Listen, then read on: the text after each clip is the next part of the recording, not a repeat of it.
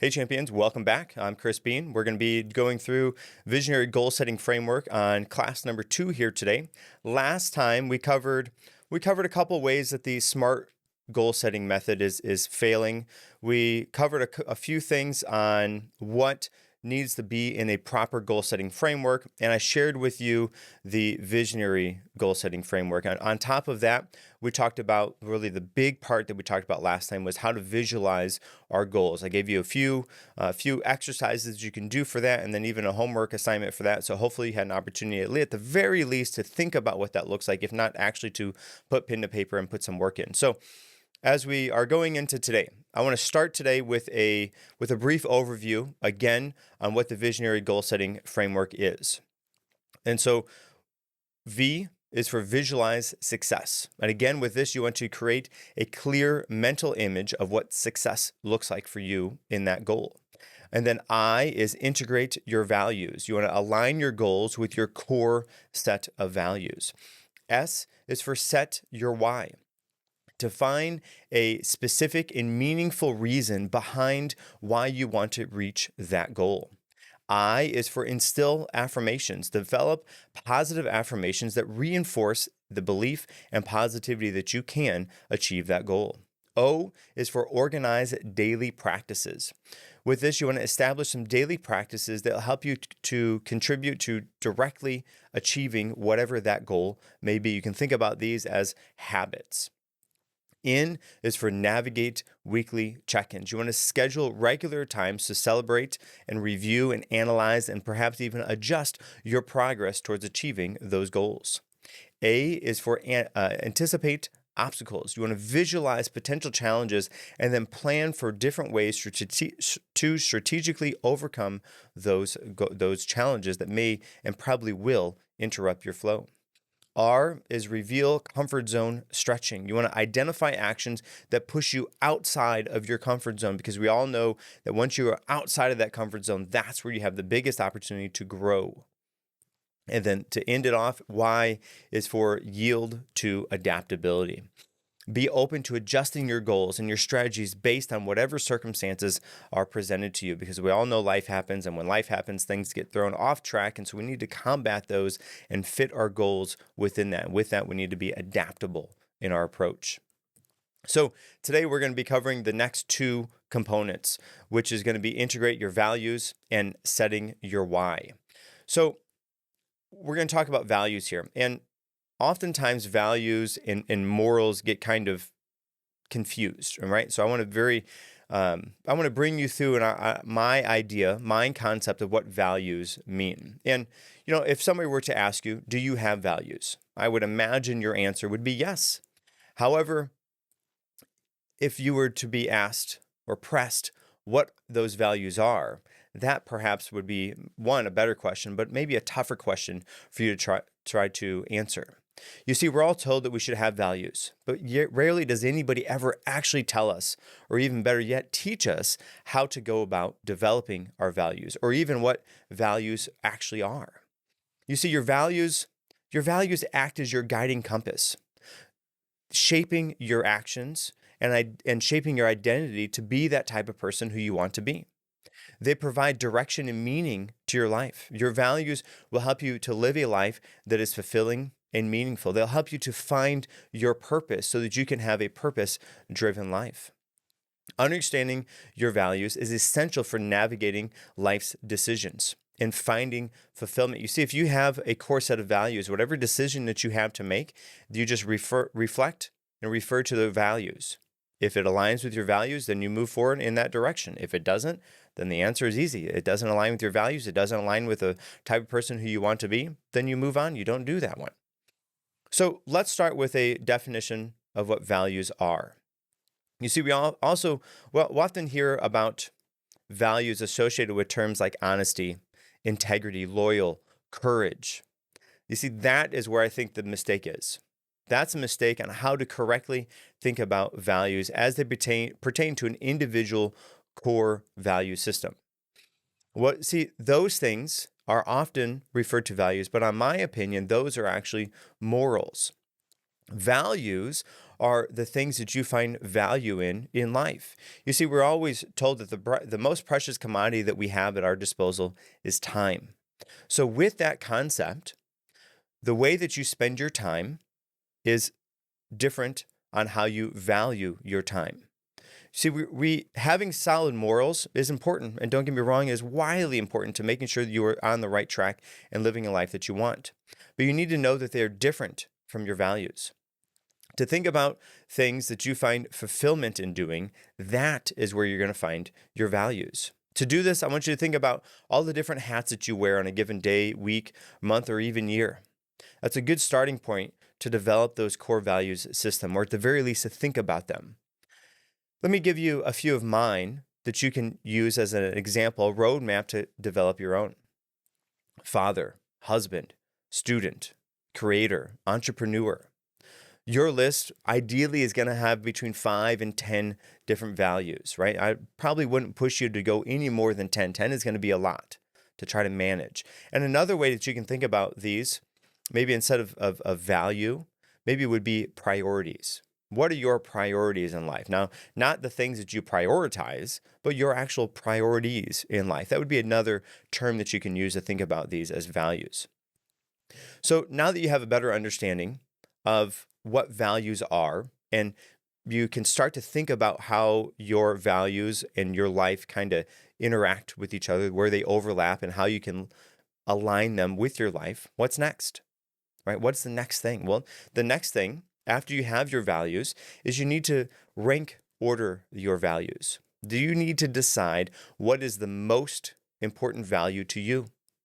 Having your values ranked is wildly important, because then it allows you, again, we talked about those decisions, it allows you to make those decisions based on what is the most important value to you, right? So you have your list of values.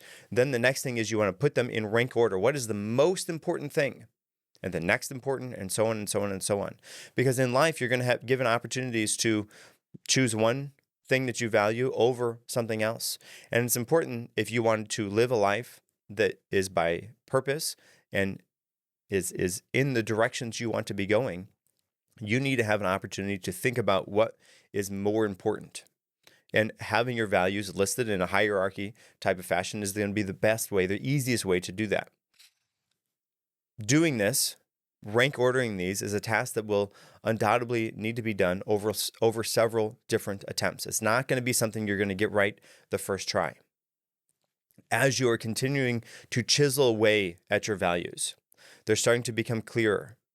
The next step is to set a why, and that's going to be the next step that we're going to go into for goals as well. But I think that each of your values need to have a why linked to them, right? Having a why linked to your values is as simple as stating why that value is important to you. And doing that, I think, will help you in terms of setting that hierarchy. What is the most important value to you on down to the last? Setting that why.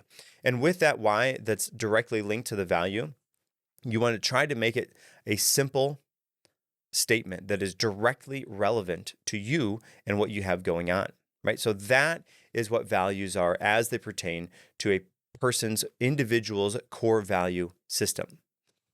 Now, if you have your values in place, if you have a why linked to those values, then when it goes about setting a goal, perhaps you have a goal for each one of your values. You have a goal for being a husband. You have a goal for being a father. You have a goal for whatever those things are, because what that's going to do is, so you value those things. Those values are there because you value those things. You value spending time on those things. Okay, great. So those are the areas that you want to expand in. Those are the areas in life that you want to be better in. So what better way to be better in something than by setting a goal to be better in that? So you have a goal for, being, whatever your values are. Everybody's values are different. I'm just giving you an idea of what mine are. A goal for being a better husband. Okay, great. What does that look like? You put that down on paper. Visualize, what does that look like? Your goals link back to that. And then the next step, as with your values, is you set a why. Your goals need to be linked to your values, and maybe you don't have a goal for every single value that you have, and that's okay. You have other goals that are maybe you have a goal that is to provide a better life for your family by earning X number of dollars more per year. And that maybe is couples in a handful of different values that you have, and they're all kind of contributing to that overall goal. And that's great. That's a wonderful way to go about that as well, because then instead of bringing in just one value, you have multiple values that are linked to that goal that you are striving for. The next thing, as with the values, you want to set a why, right? The concept of the why is so important, because then what it does is that will give you the momentum to reach that goal, to strive and put the work in to achieve that, right? Everybody thinks, oh, you can just do it through willpower, right?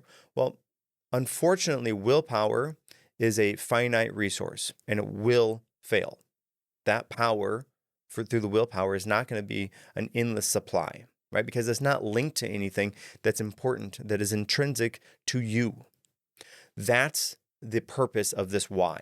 Because you have that value, you have a goal that is linked to that value, and then you have a why.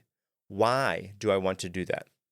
Maybe some questions that would be helpful to start with in that regard would be something like, why would me achieving this goal better this value?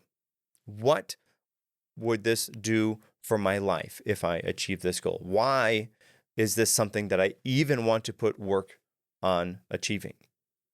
Right? Answering those key type of questions will help to give you a clear image of why you are striving to reach that goal.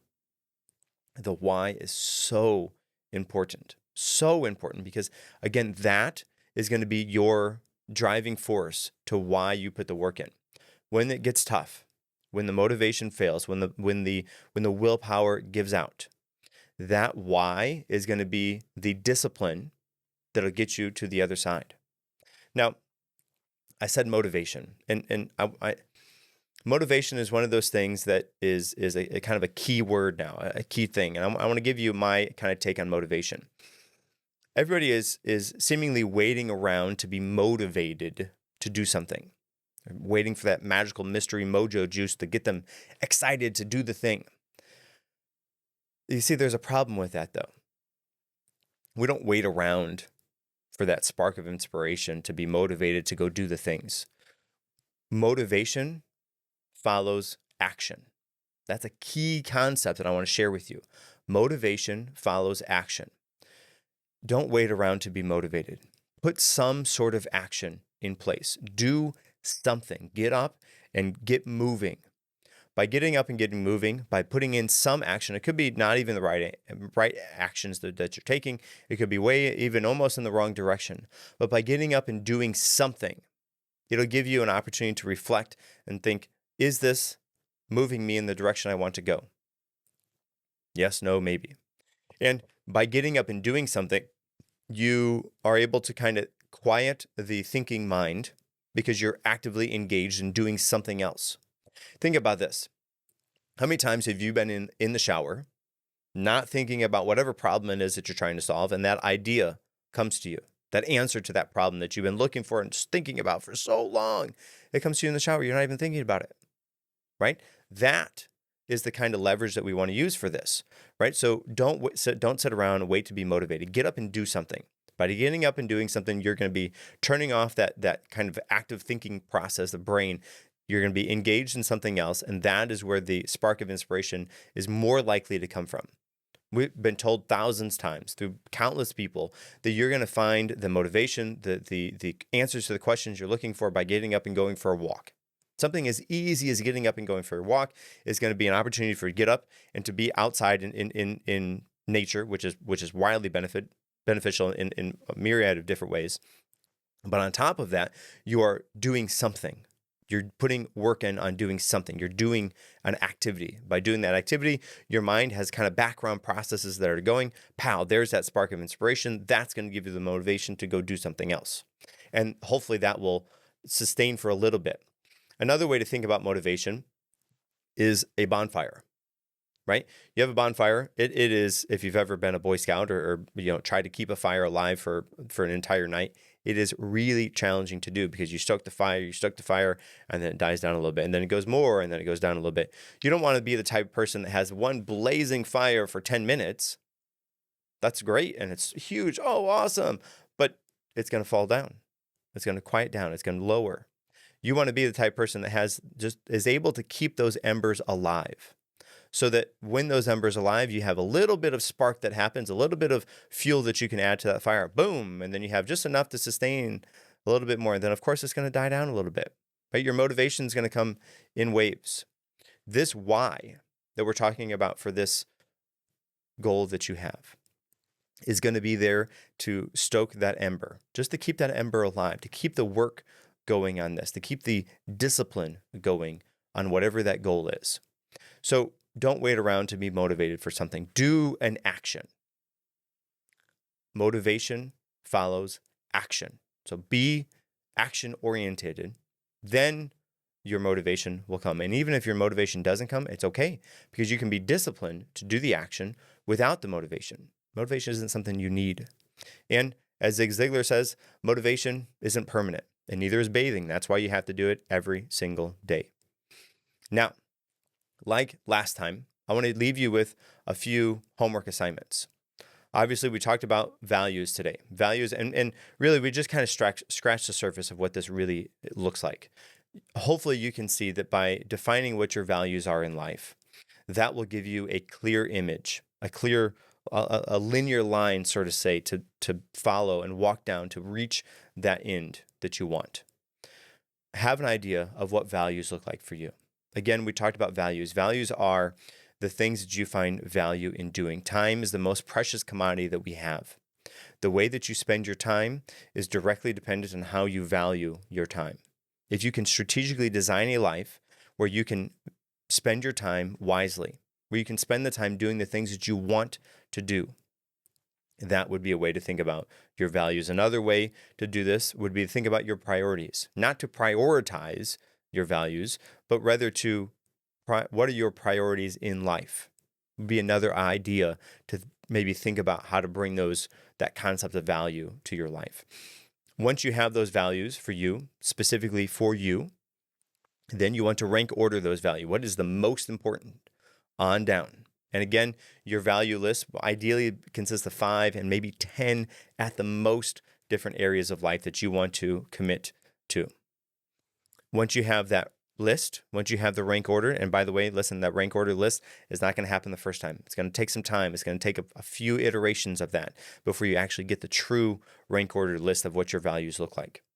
From there, define a why to each of those values. This is kind of your thinking about like your basic programming for how to live a life that is in accordance to what you want.